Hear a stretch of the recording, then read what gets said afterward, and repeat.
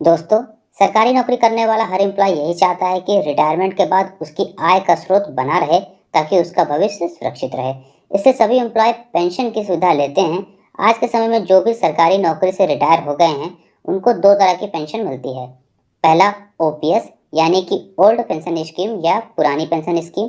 दूसरा एनपीएस यानी कि न्यू पेंशन स्कीम या नई पेंशन स्कीम। और एक बात, एनपीएस को नेशनल पेंशन सिस्टम या न्यू पेंशन सिस्टम के नाम से भी जाना जाता है। यहाँ पे ओपीएस और एनपीएस दोनों ही एक दूसरे से काफ़ी भिन्न हैं। ओपीएस यानी कि पुरानी पेंशन सिर्फ उन्हीं के लिए है जो गवर्नमेंट एम्प्लॉयज़ की नियुक्ति 1 जनवरी 2004 से पहले की है, और 1 जनवरी 2004 या इसके बाद नियुक्ति पाने वाले सभी गवर्नमेंट एम्प्लॉयज़ के लिए एनपीएस ही है। एक इम्पॉर्टेंट बात, डिफेंस सेक्टर में एनपीएस नहीं है, वहाँ आज भी ओपीएस लागू है।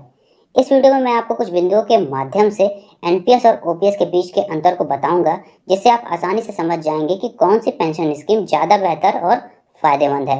तो आगे बढ़ने से पहले दोस्तों, आपसे एक रिक्वेस्ट है कि ऐसे ही इन्फॉर्मेटिव वीडियोस के लिए हमारे चैनल को जरूर सब्सक्राइब करें।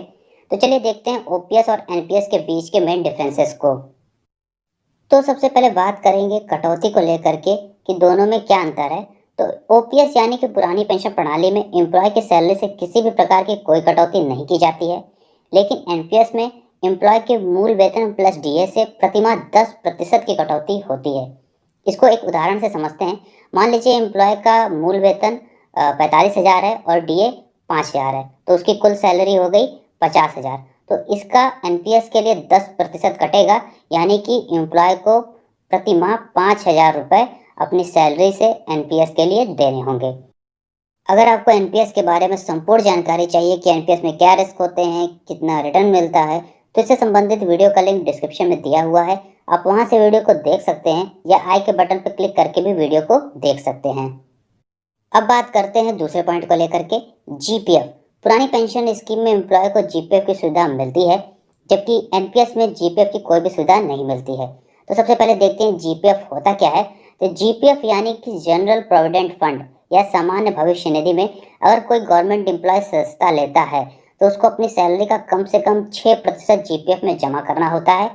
और जीपीएफ में बहुत सारे फायदे होते हैं, जैसे कि जीपीएफ में जो पैसा जमा करते हैं उस पर उच्च ब्याज दर 7 से 8% तक का होता है।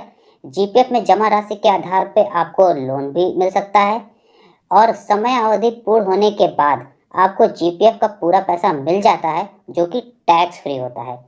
अगर एम्प्लॉय की मृत्यु हो जाती है, तो जीपीएफ में जो भी राशि होती है वह उसके नॉमिनी को मिल जाती है। क्योंकि एनपीएस में जीपीएफ जैसी कोई सुविधा नहीं होती है, इसलिए एम्प्लॉय को ऐसे फायदे भी नहीं मिलते हैं।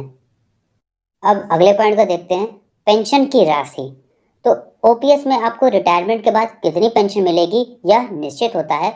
एम्प्लॉय को रिटायरमेंट के बाद उसके अंतिम मूल वेतन का 50% और उस समय के महंगाई भत्ते को मिलाकर पेंशन मिलती है। इसको एक उदाहरण से समझते हैं। मान लीजिए कि एम्प्लॉय का अंतिम मूल वेतन यानी कि लास्ट बेसिक 50,000 रुपये है, और उस समय का डीए यानी कि महंगाई भत्ता 5,000 रुपये है। तो उस एम्प्लॉय को जो पेंशन मिलेगी वह हो जाएगी 50,000 का 50% प्लस डीए, यानी कि हो जाएगा 25,000 प्लस 5,000, और यानी कि ये हो जाएगा 30,000 रुपये। तो मतलब ओपीएस में उस एम्प्लॉय को प्रतिमाह 30,000 रुपये पेंशन मिलेगी। ओपीएस में यह भी सुविधा है कि ऊपर दिए गए फॉर्मूले पे जो मैंने आपको बताई है पेंशन राशि निकाल करके, अगर किसी एम्प्लॉय की पेंशन राशि 9,000 से कम आती है, मान लीजिए 6,000 आती है, 7,000 आती है, 8,000 आती है, फिर भी उस एम्प्लॉय को न्यूनतम पेंशन राशि 9,000 रुपये प्रतिमाह मिलेगी ही मिलेगी। लेकिन एनपीएस में एम्प्लॉय को रिटायरमेंट के बाद कितनी पेंशन मिलेगी यह निश्चित नहीं होता है, क्योंकि एनपीएस शेयर मार्केट पर निर्भर होता है, और शेयर मार्केट में भविष्य में कितना रिटर्न मिलेगा यह कोई भी कंफर्म नहीं बता सकता है। यही कारण है कि एनपीएस में न्यूनतम पेंशन राशि भी निर्धारित नहीं की गई है। तो अगला पॉइंट देखते हैं, महंगाई भत्ता या डीए।